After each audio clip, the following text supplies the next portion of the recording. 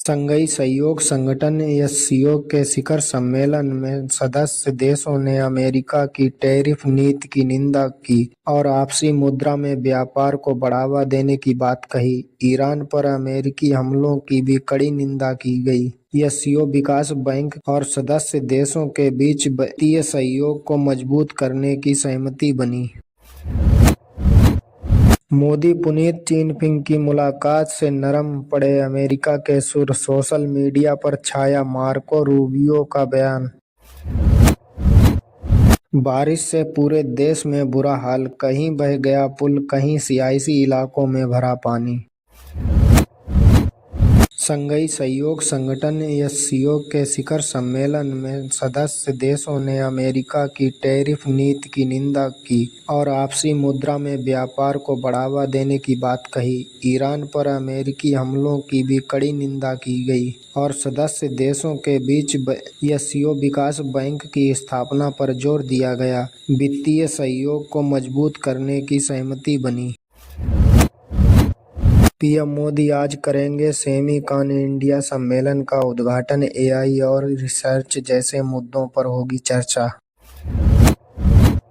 पूर्वी दिल्ली में पहाड़ों पर हो रही मूसलाधार बारिश के कारण यमुना नदी का जलस्तर बढ़ गया है। हथनी कुंड बैराज से पानी छोड़े जाने से स्थिति और गंभीर हो गई है। प्रशासन ने निचले इलाकों में रहने वाले लोगों को सुरक्षित स्थानों पर जाने की सलाह दी है और उनके लिए राहत शिविरों का इंतजाम किया है। पुराना लोहा पुल बंद कर दिया गया है।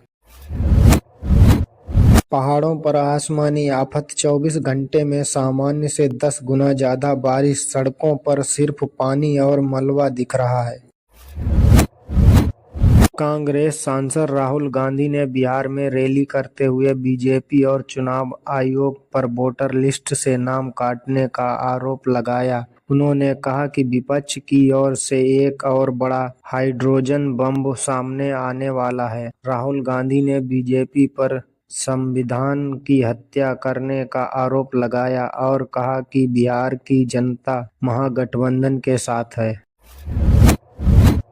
उत्तर प्रदेश की राजनीति में 2027 के विधानसभा चुनाव के लिए नैरेटिव सेट करने का प्रयास जारी है। रजाक के सहयोगी दल जातीय आधार वाले मतदाताओं के लिए सक्रिय है। मंत्री संजय निषाद ने छोटे दलों के फायदे पर सवाल उठाकर राजनीतिक माहौल को गरमा दिया है। अपना दल यश निषाद पार्टी और सुबह सपा जैसे दल संगठन में अपना महत्व बढ़ाने की कोशिश कर रहे हैं।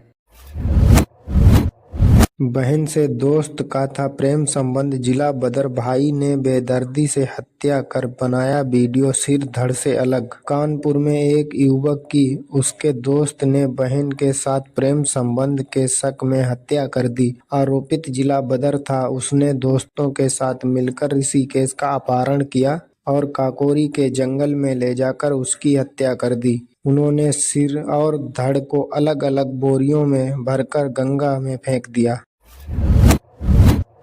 उत्तर प्रदेश कैबिनेट की आगामी बैठक में कई महत्वपूर्ण प्रस्तावों पर विचार किया जाएगा। मुख्य प्रस्तावों में से एक आउटसोर्स सेवा निगम का संगठन है, जिसका उद्देश्य कर्मचारियों के वेतन और सुविधाओं और सुधार करना है। इसके साथ ही दिव्यांग बच्चों के लिए विशेष शिक्षकों की नियुक्ति और इलेक्ट्रॉनिक्स विनिर्माण नीति को लागू करना जैसे प्रस्ताव भी शामिल हैं। बैठक में पीएम कुसुम योजना पर भी विचार किया जाएगा।